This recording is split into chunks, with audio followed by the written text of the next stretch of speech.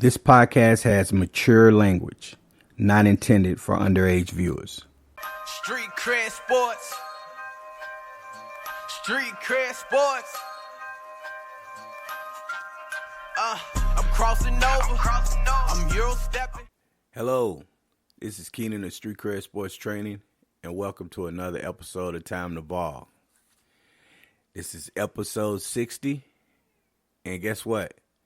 You can't see me this time, so I'm doing my Invisible Man thing from the who is it? John Cena. You can't see me. I got so much hate mail from last week for video. Only person that was really happy at the podcast was my mama, and that's all I needed was my mama to be like, "Hey, I can see my baby." The rest of y'all ain't shit. No, I'm just playing. No, I'm not playing about my mama. My mama did, like it, but I didn't get a lot of hate. I don't know if that's good or bad, but hey, it is what it is. So I was it was a little different, because of the setup and stuff. And, I usually have my information in front of me. So I had to, look at the information, but I was a little bit more worried about making sure I was looking in the camera. So I didn't look in the camera as much because I just kind of look around as I'm going. But in any case, I hope it went well. We're gonna try to do it once a month, so I figure if subscriptions and stuff, or people start unsubscribing, or if those ones that I do with video are not getting any views, once they see it, like, oh no, hell no, I don't want to see his ass, then I might just not do it. I hate to be that person where they said, yo, you got a face for radio, man. I don't know why it's so funny.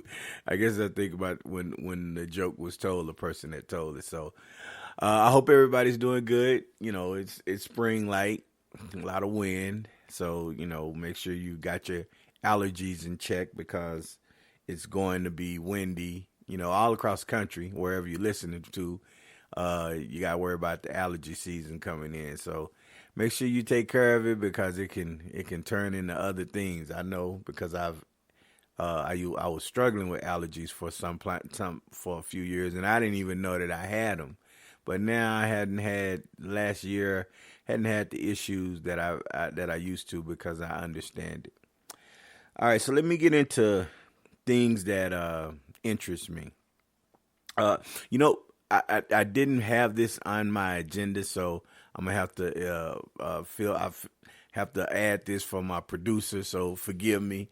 I do want to give a shout out to Coach Lewis, Rodney Lewis of Chapin Huskies, who made it to, I can't think of it, a regional. It was the Elite Eight. And they fell to a team to go to the Final Four. Great season. He's been attached to numerous Elite Eights from Chapin, as well as when he was assistant over at Andrews High School. So he has that program humming, and we're excited to see what's going to happen next year. It's not easy. It's not easy, and I'll say it till I'm blue in the face, man. It's amazing that we haven't had more teams. I understand why. It's just still, it's amazing that we haven't had a lot of teams to make an Elite Eight, or a Final Four here in this city. You should think that city this size should be able to produce them, but still, they got there, and for some reason, they've made it to the Elite Eight, I think, the past 3 years. And it's like one of those getting over the hump things. So at some point, you figure, as long as you have the talent, that you'll find a way to get over. But I want to congratulate them. I also want to congratulate, the girls at Lincoln for making it to the state.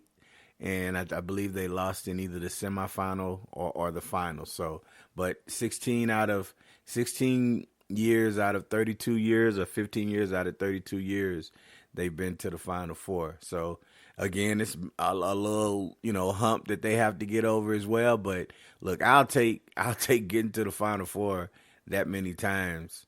To me, it shows consistency.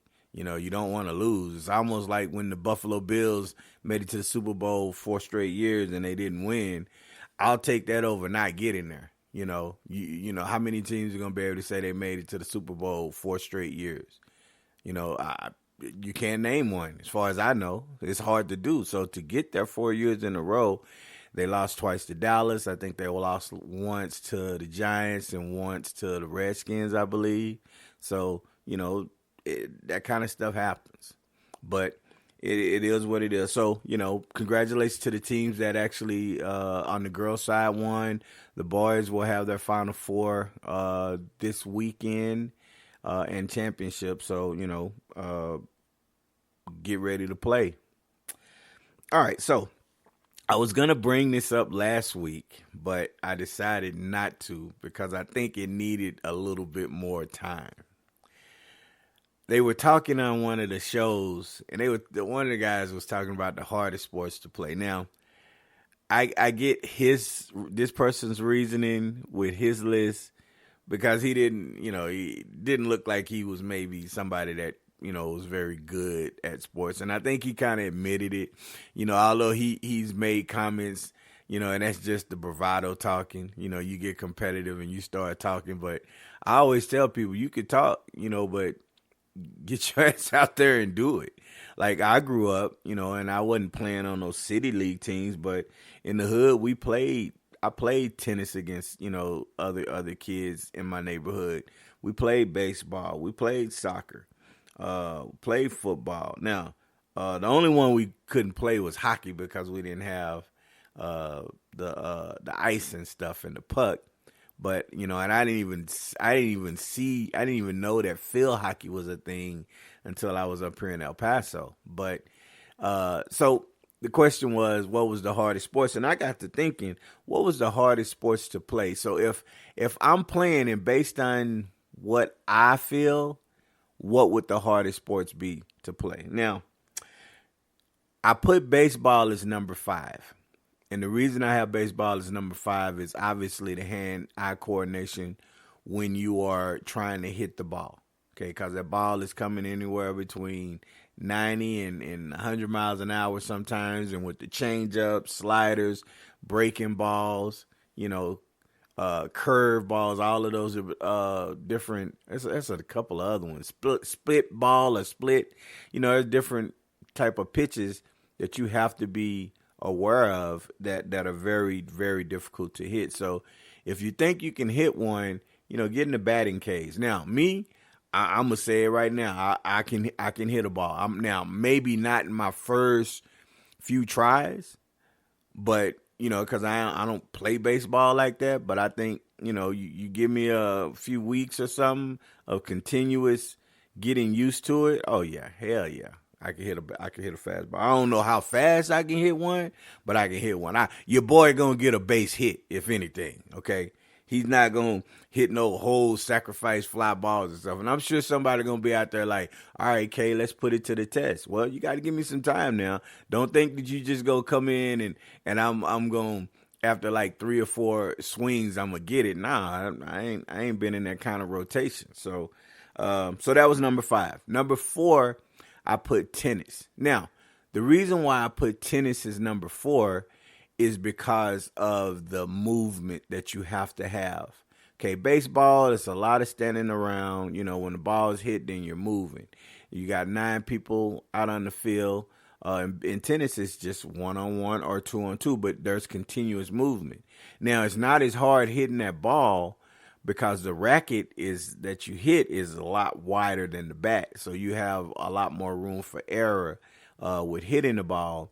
But, trying to get it in between the lines and knowing how to cut the ball and get the spin and not hit it up and all of those things. That part is, just that skill level between tennis and baseball, I think are about the same with hitting, but it's the continual movement of it. So number 3, I put football. Again, football is more continuous, not as continuous as tennis, but it's more continuous in catching the ball, throwing the ball, running, avoiding getting your ass hit.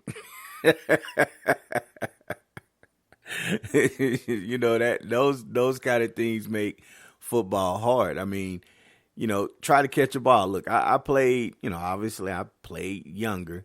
I tell you, for one of my jobs I used to work for with the city, we once had it was different departments, right? So we had a what they call a flag football tournament, and the guy who ended up being the quarterback was like, can you catch the ball? And I kind of gave him a look like, well, why wouldn't I be able to catch the ball? So I was going on. He was running, deep routes and slants and everything.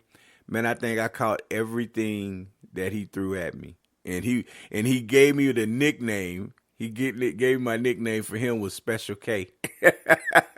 He said, "Call me Special K, man. Man, you got some stickum on your hands. You be catching that thing." So, your boy could play football, and that was what my mom thought because I had, I have a big build, solid build. So she thought I was going to be a running back. All right, number 2, I have soccer. Now, because of the endurance, with soccer, it's kind of a consistent thing. Although if the ball isn't in your area, you're just kind of moving, but you're not stationary. But the foot speed that you have to have, the running, being able to avoid, other defenders, you can't use your hands at all.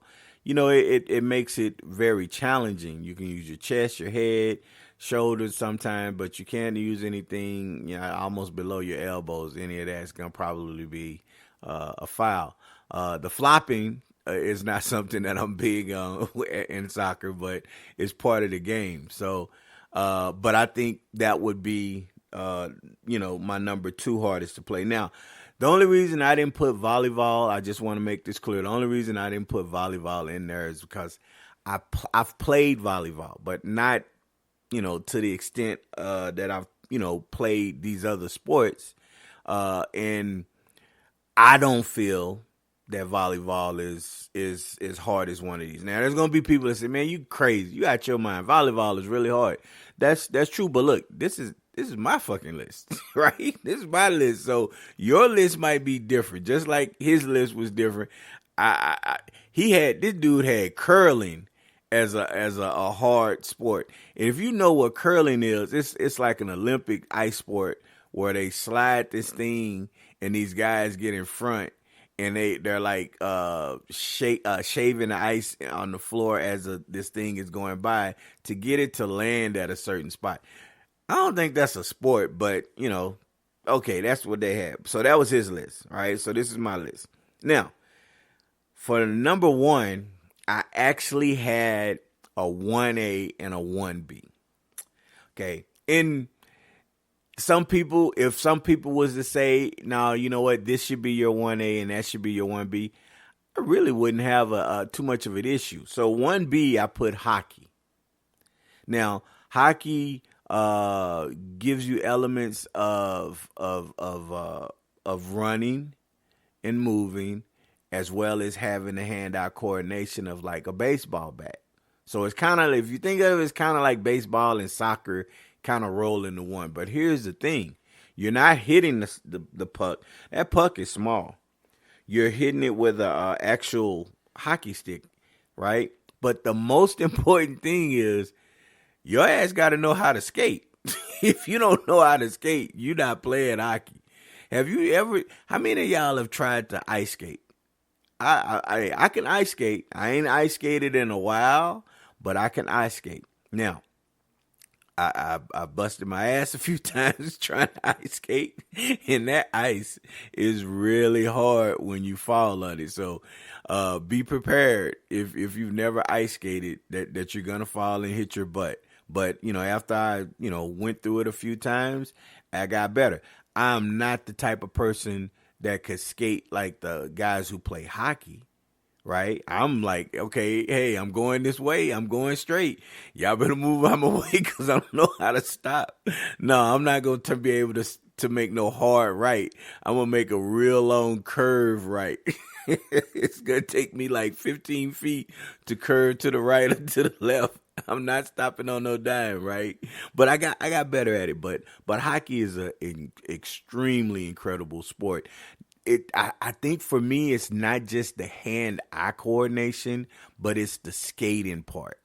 Right, you got to know how to ice skate with those blades, and then obviously make sure you not, nobody skate over your finger, because that's gonna take a finger, if you get too low or you fall. So, and then they pushing you and fighting. That's like the only sport where it's like encouraged to fight.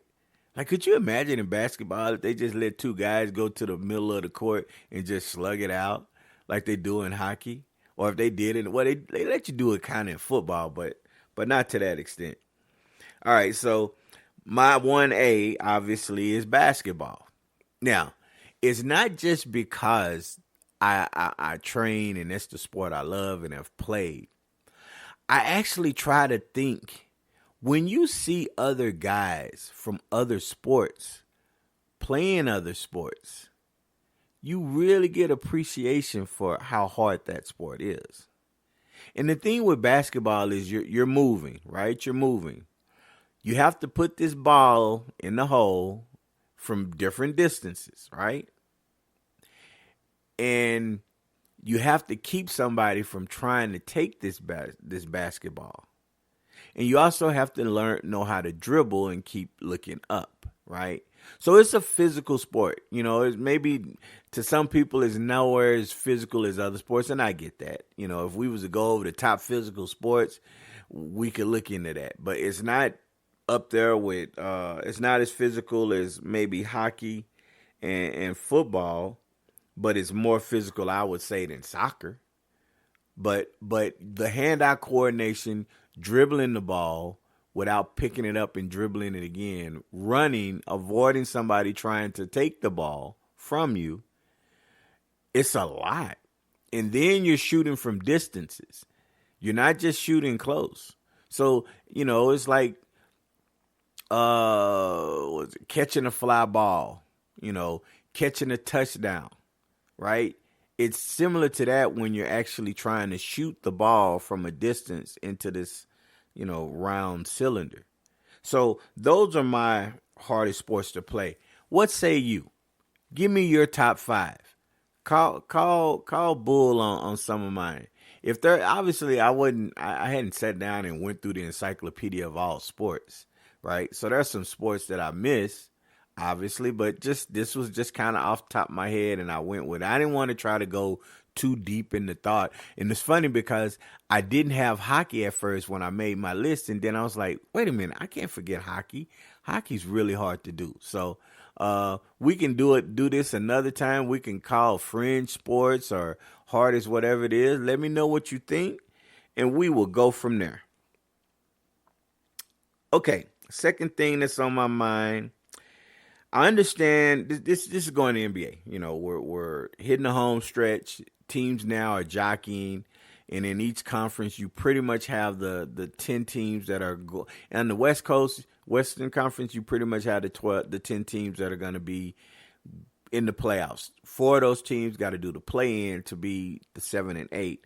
On the East, I think it's pretty set. As much. I mean, no, but you might have some teams because the competition isn't as strong. Where are you going with that, Kay? All right, so look, I understand the strategy because I hear different guys talk about it on these different shows. I understand the strategy behind getting the best matchup you can play in the playoffs, right? You want the best matchup so you have the best chance of advancing and winning the title, right? I get that. I understand that. Now, I'm competitive to the effect that I don't want any asterisks. I don't want anybody to say, "Oh yeah, y'all won," but I want them to be able to say, "Yo, we stacked them up and we went through them." Okay, I use the New York Giants thing when they won their not first Super Bowl, when they won their Super Bowl when they beat New England. They beat Green Bay, They beat Dallas, who was number one. They went to Dallas and beat them. Like, they beat them. They went to Green Bay, and they beat them. Then they played the New England Patriots, and they beat them. So they beat the top three teams, at that time. There was no question. There was no, this person was hurt. And no, they beat who they beat. Now, keep in mind, the Patriots beat them earlier in the season. It was a shootout, but they beat them. And I think Dallas had beat the Giants both games, because I want to say the Cowboys only had 1, 2, or maybe 3 losses that season. So, you do have some situations where you have matchups where somebody is really you can have games where you can just tell, like, man, they don't match up with them. They're probably not going to win. They're going to have a hard time playing this team because they don't match up. I get that, but I still think, hey, there's always a way. You got to figure it out. So why am I saying this? Because, as difficult as it is, some teams just have your number. Now, here's what I'm going to say. They talked about, the Lakers, they were talking in the last night. Well, the Suns beat Denver, all right? But I'm not going to use the Suns in this analogy or in this information. Okay. Denver has played the Lakers. Now, the Lakers lost to Denver last year in the Western Conference Final. I believe they got swept. Lakers talked a lot of noise in offseason about they can't wait to play them. Denver had some jokes calling the Lakers, saying that they were the Lakers' daddy. So it was some little fun jabs back and forth. Lakers like, yeah, we can't wait. We're gonna bust y'all ass this year. Well, Denver has beaten the Lakers. They only played 3 times this year, regular season. Denver's won all 3 games. This last game, Lakers were up by like 15, 16, and then, Denver came back, walked them down, and beat them. It's a bad matchup for the Lakers. You can see it, just like it was last year. It's pretty much the same. Lakers didn't make any type of changes, so it's a bad matchup for them. Now, can they change? Yeah. I just don't know how you change, because some of these players have to get out of character. Meaning they have to do some certain things, sacrificing or playing out of their mind. And, they're not, I don't see them being able to do it. They haven't showed any, it's like it's like watching an episode of a show that you've seen over and over. You know the ending of it. You know how it ends. You just like watching it because you like going through the show, But at the end of the show, you're not surprised by the ending. That's kind of how it is with the Lakers in Denver. Now, having said that, Lakers have played the Thunder, okay? And the Thunder, they're 1-3 against the Lakers. So the Lakers are 3-1 against Thunder, right? They tend to seem to own that matchup. Now, can it change in the playoffs? Absolutely, but it's going to be hard to when you've beaten the team 3 times. You kind of have a good sense of how to beat them, unless the other team didn't play with their top players, most of those games. You don't have a sense, but I don't believe any of this was going on. All right. The Thunder are 3-1 against Denver. Think about that. The Thunder are 3-1 against Denver. They've pretty much owned this matchup, and they've beat them. Like, it wasn't like some, weird things happened. They've beat them. So they're 3-1 against Denver, 1-3 against the Lakers, right? Lakers are 3-1 against Thunder, but 0-3 against Denver. Denver is 3-0 against the Lakers, but 1-3 against the Thunder. It's crazy, because if these teams happen to match up at some point in the playoffs, which is very, very likely, you wonder how much the regular season is going to carry over. Now, I'm trying to play the team that's beat me, because I want to go ahead and put out of their mind that, yeah, you were getting us, but we got you. We know how to play. But in reality, there are some teams you just don't match up with. So I think that's kind of why you hear people say, well, you're trying to get a strategy to finish here, because if you finish here, you're probably not going to play this team that you just really have a hard time beating because they have your number. Fuck that. For me, it's I know we had a hard time, but I'm trying to beat them. I don't remember ever playing at the court or somewhere when I had a game where it's like, damn, man, we got to play them. We can't beat them. It's like, all right, hey, they've been beating us, but we gonna get them now, right?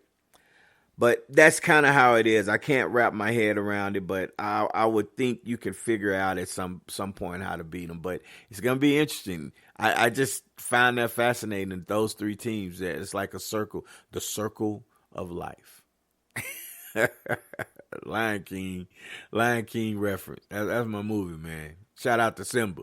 No, I'm just playing. All right, so let me get into my basketball ideology. All right, so I had a training yesterday, and I had a kid, very high level. She's a very high level, and I believe she's 6th grade. When I first got her, she could, shoot lights out, but we've worked on those handles.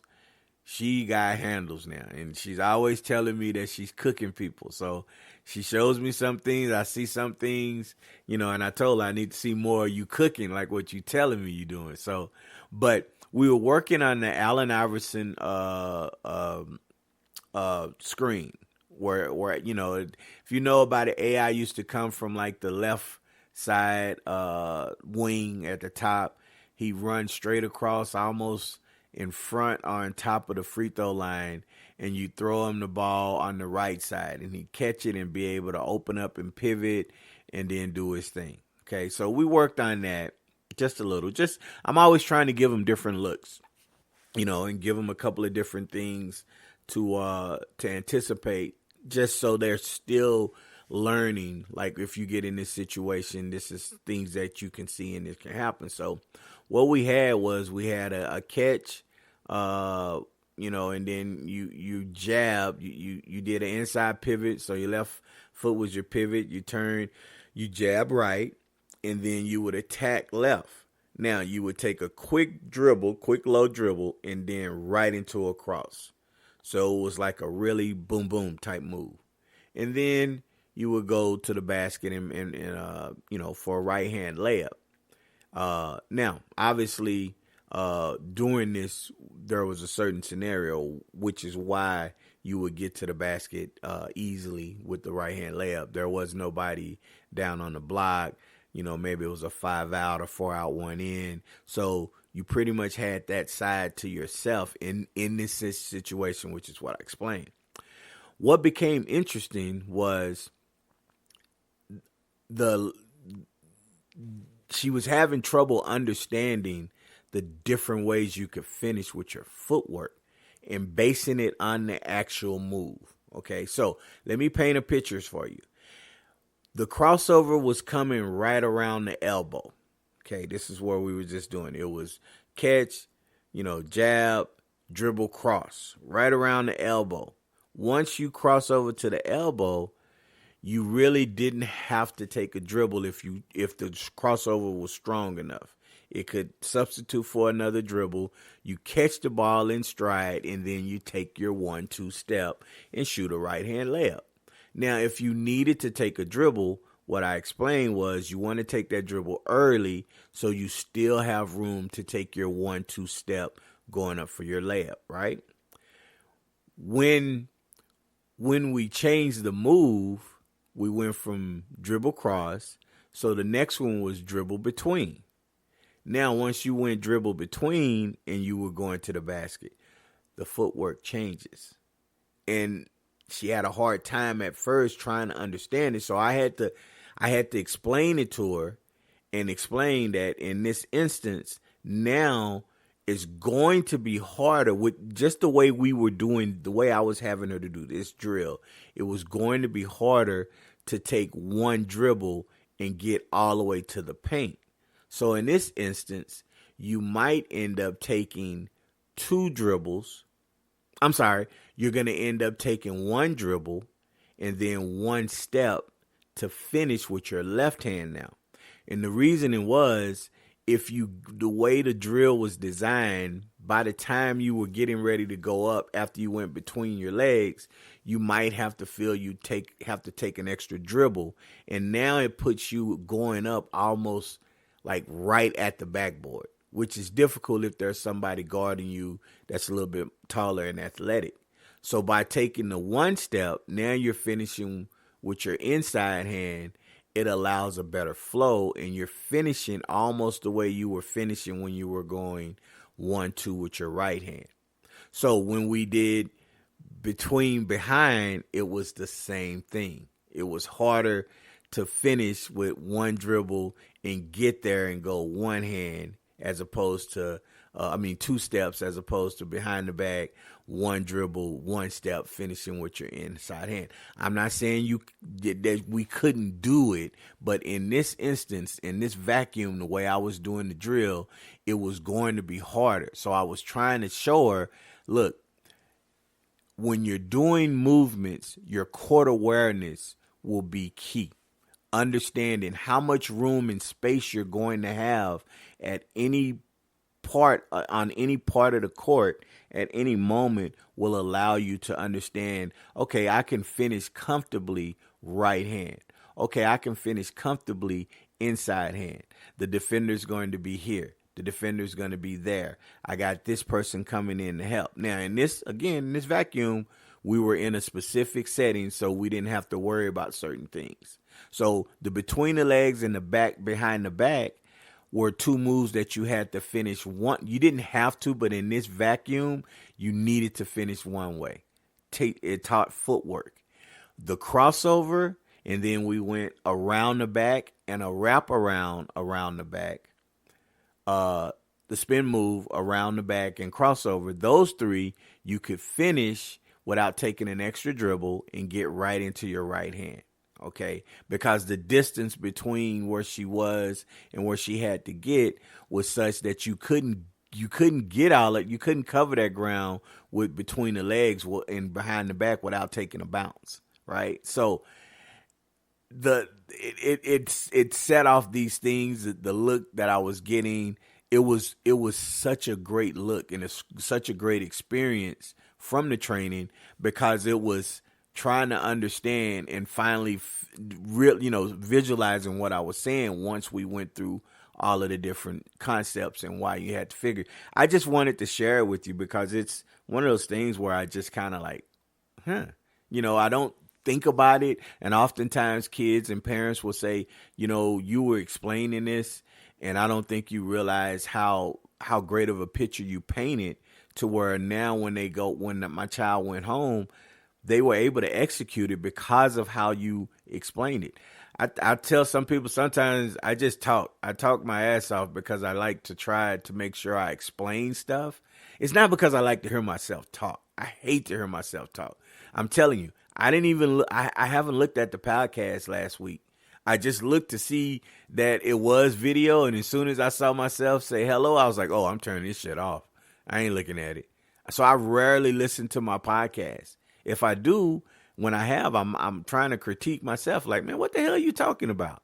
Right? So I don't do it to hear myself. I just want to make sure that I don't leave a stone unturned. So when they leave, they actually understand in full context what I'm trying to explain. Very, very fast. I wish I could have filmed that whole thing interaction. I thought it was good. Maybe, y'all are like, man, you just talking, but in that instant, if you would have been there, I would have loved to listen and understand that if I was somebody who didn't really understand the concept.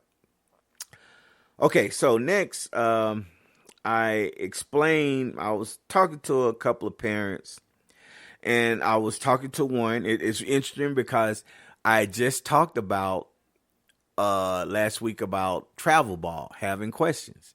And lo and behold, I had a parent ask me about travel ball. And they weren't sure about some things because some things weren't brought up. So I explained to them, you need to ask these questions because some teams are forming and they're trying to get things together. And I'm not saying they're trying to take people's money. I'm not saying they're crooked, but sometimes people need to know that they can trust, and they need to see what's going to take place. I've actually had that feeling when people come for the first training. People were worried that I was going to charge them before they got there, or worried I was going to charge them right before the training. Like, I'm like thinking to myself, like, this is a building. You see all of this stuff. Man, I didn't set up all of this stuff just to take, your money, but I get it. It's kind of a comfort thing. So I always, say, no, you're going to pay after the training. Oh, well, do I have to commit to something? And my motto is, I don't care how much you love the training, because I've had people that have done that. Oh, well, this was absolutely fantastic. We want to do a package now. No, my motto is, you only pay for today. You got to go home and think about it, and then make a decision. Then we go from there. I never want somebody to pay for a full package right then, because the parents might be loving it, but they get outside and the kids like, I don't want to do it. I don't think I'm ready for that, right? Or the kids might want to do it, but then the parent might be like, I don't know if we can afford it, right? So I don't never want them to make no decision right then. So that's kind of how I've learned to try to put parents and people at ease when it comes to stuff. So I was explaining to the parent, you got to ask these questions. You got to make sure you have some deadlines from stuff. So, you feel empowered and you understand what you need to go for it, or what, if they're not meeting the needs that you have, then you just don't do it. Right. And I think I'll follow up with that parent to see if they were able to ask those questions, because some teams are trying to get things going, but they're not as prepared and they wait a little too late, and what I was explaining to them was, well, you can't have, if I'm paying to be on a travel team but we're not traveling, you can't expect me to pay the same amount for that season as the kids who travel. To me, I don't understand it, man. I'm not paying as much as them, and we're not going out of town and playing tournaments. There should be a different tier. Maybe I'm wrong. Maybe I'm looking at it wrong. It just doesn't sound sensible to me. But in any case, hopefully that helped. Then I had a situation where a parent needed to talk about, decisions, because the child is finished their senior year, and they're, looking at continuing, and they have interest in stuff. And they happened to ask me, they were meeting with the NCSA. Now, I'm not saying that the NCSA is a bad organization, by no stretch of the imagination. They've been in business for a long time. They've helped tons of kids. I just think they're very overpriced for what they do, because they don't do, in my opinion, they don't do, like, the charges that they charge doesn't add up to what you get. It's basically, we're going to instruct you with what to do, right? And there are some scouting agencies out there that do that, that you pay money, and all they do is they're going to advise and tell you what to do structurally. Now, if you can empower a parent to do all of that and save all of that money, I think that's the best way to go. So I explained to him that, and talked to him about some different things. I gave him a consultation and answered lots of questions. I even followed up to ask them what they thought, and they were just like, this was great. You answered questions. You gave us more things to think about. We're so happy that we did it. And I was, happy, and this was just one of those things. Now, and what I try to do is say, look, these are the agencies out there that do these kind of things. So, you need to look at these agencies. These are people who do these things. You need to get in touch with them and see if it's a good fit, right? Now, if I'm personally asked, well, what would you do? Would you pay for a scouting service, or would you do it yourself? My answer is this: if I'm going to pay for a scouting service, I'm going to pay somebody that I know is going to be calling coaches, or they have relationships with college coaches, because a coach is going to answer their call before they'll read my email. And if they have trust in what you say, if you tell them, hey, this kid can play, I'm going to be calling these other schools. I'm not saying you need to sign them, but I'm saying you need to take a look at this film. they're going to more than likely have somebody look at that film, right? Especially if they know it's somebody that can help their program, because as a scout, you really want to make sure that you're in tune with those college coaches. You want to know what they need. If they got 4 bigs, you don't want to be trying to sell them on another big, unless those 4 are about to fall out and that coach calls you. Otherwise, you're trying to fill needs. So you tend to know. So if I'm going to pay a certain amount of money, that's what I would do with my money. I'm not saying it's going to guarantee that, my child is going to play college, but I feel like that's the best opportunity. If not, I'm going to do all the legwork myself, because it's so easy to do it today with social media, and there are companies where you can do it on your own for free. Now, I'm not being cheap. It's not about being cheap. It's just understanding that I'm going to pay you, over $3,000, and this is what I get for it. How does that make sense to me? And I'm only doing this is my senior year. Now, if you was to tell me that I do that as a freshman, I might, that's 4 years, I can break that down. Okay, that might make a little more sense. But then at the same time, when you add up all the stuff that they're going to do, and you say, damn, I can pretty much do that, because there are templates and stuff in place for it. Now, the reason why all of this stuff was, I'm sharing it with you is because over the years, I remember I talked about a few episodes about turning off the water hose. I'm not going to be giving stuff for free anymore, and part of my job has always been to give information. And as far as I know, it has always been helpful information, even if it was telling a parent, or telling the kid and the parent, look, man, look, you're not trying to do what is needed to do to advance and get better. Maybe you should take some time and figure out if basketball is really what you want to do, because it takes a lot of dedication, and you've been here for 3 weeks and you haven't shown any progress. I don't want to just keep taking your money. Now, that's me explaining something to them that actually, takes money out of the business per se, if you want to be, something like that. And there'll probably be people saying, no, you don't tell them that. No, I'm not going to waste anybody's time, especially if I have people waiting that really want to get it. That's always been my thought on stuff. Okay. But throughout the years, there have been tons of things that I've done that I've helped people with. And it's kind of pushed me to helping not just people in El Paso, but outside of the city with stuff. And I've actually come up with an online coaching training, right? And it's like, well, online coaching training, basketball coaching, what is that? What the hell are you doing? You just trying to milk people for money?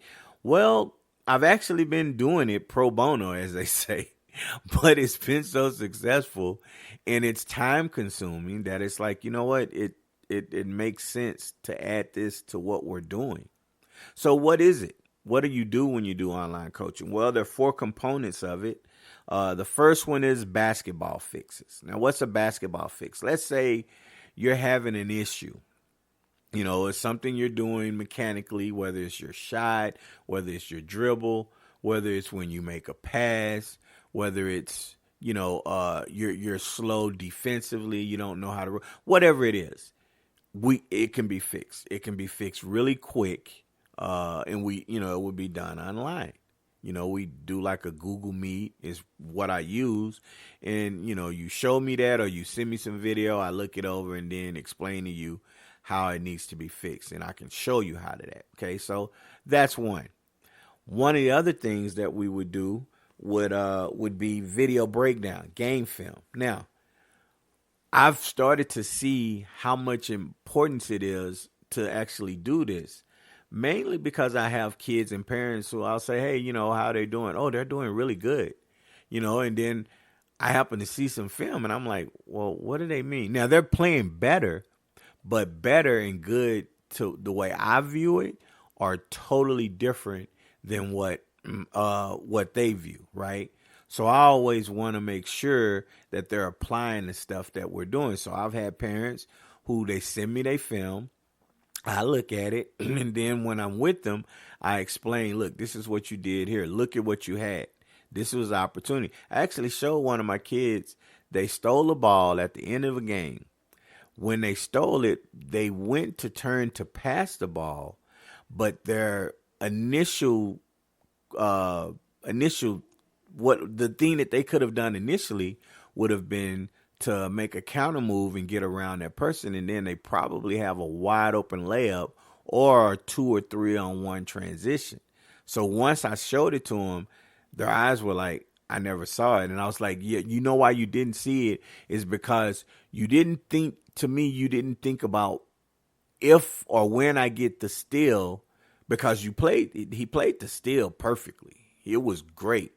But you never had any thought of, once I get the steal, what options do I have? And that's what we went through. Had another parent who was doing video breakdown, and we went through the video and showed him about how he's not boxing out. He's just kind of running up there and running under the goal. You got to put a body on that offensive player or that defensive player, whatever situation it is. Put a body on him and then attack the ball. Okay, now he's doing it.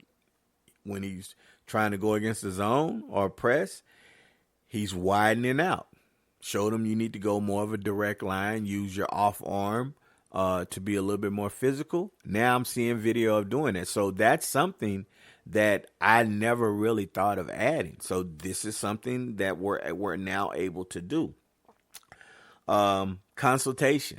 Now the consultation is going back to what I just did. I was just explaining with the one parent who was asking questions about, different agencies, what they should look at doing. With the consultation, I can consult anything, when it comes to basketball from it. How are you going to deal with your coach if you're having issues where you're not sure about the coach. I have different perspectives and different ways to try to advise the kids and the parents. I've done it a lot where I've had parents were ready to go and talk to the coach, and I say no, it needs to come from the kid. Now you have to approach the coach in a respectful manner and ask them in this way, and you're probably going to get the answers that you need. And, parents come back, kids come back, say, hey, it was great. Now I understand. Because sometimes you're not communicating. You need to communicate and really just not think sometimes that something is some way. Make sure of it. Make sure that they tell you what you need to. So the consultation has really been something that people are gravitating to, because I have so many clients who parents didn't play sports or didn't play basketball, and they don't know what to do or how to do it. Well, how should I do this? What am I looking at? So it's been very important. The last thing is court confidence, the mental aspect. And, it's something that I've actually done and helped with. I might be sort of a newbie in that field. I'm not a psychologist, but I play one on TV kind of stuff. No, but I mean, when you've been around the game, you've faced a lot of different situations, both good and bad. You kind of have an understanding where I feel confident enough, court confidence. I feel confident enough to where I could aid somebody who's having a problem.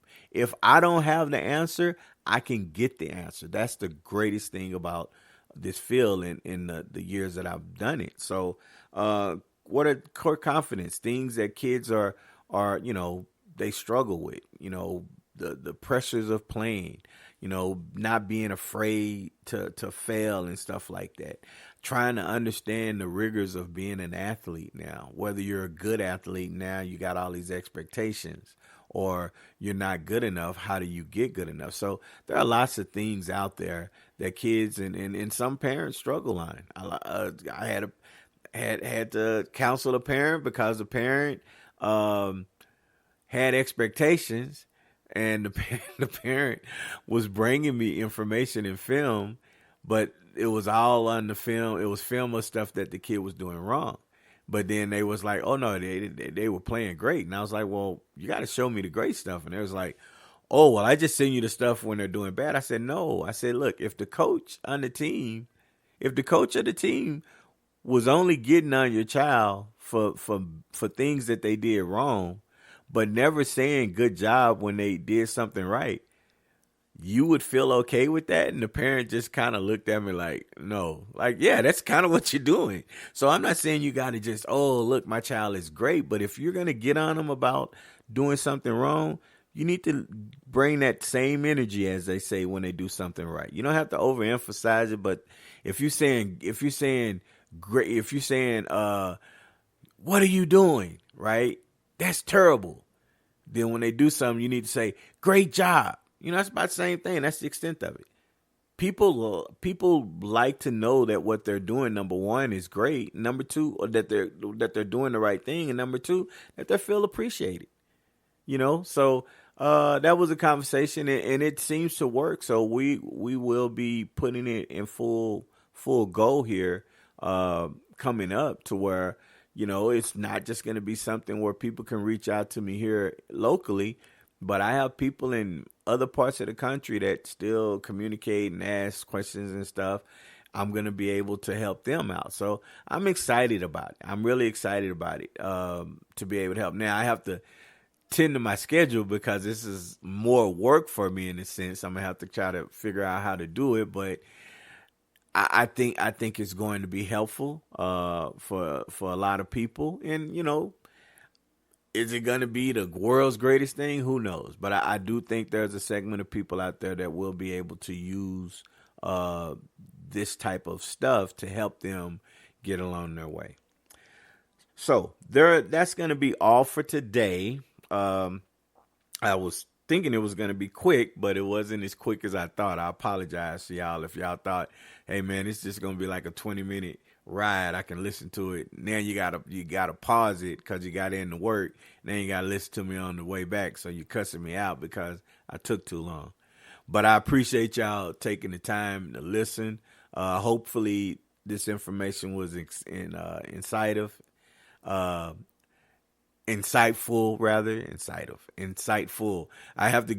was getting on my daughter. I didn't know that scientifical. I didn't know scientifical was a word. My daughter said it, and I was like, that's not a word. It's the same as saying scientific. And lo and behold, it's a word. It was weird. I was like, okay, I learned something. But I was like, huh?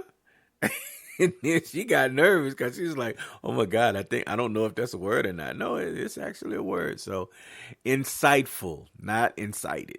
I hope this was insightful for you. Learn something. And as always, whether you agree or don't agree, communicate with me, because only way I'm going to know if I'm doing something wrong is if somebody tells me. If everybody's yes man, I'll never know, and I could be saying the wrong things all the time. So like, subscribe, follow, comment on the podcast, and let me know what you think. All right, so we're going to get up out of here. I got to get ready. I got a lot of stuff to do, and I'm going to end it like I always do. If it was easy, everyone would be doing it. I'm out. Street cred sports, say it with your chest. Yeah. Go get it from the net. Street cred sports, okay, that's a bet.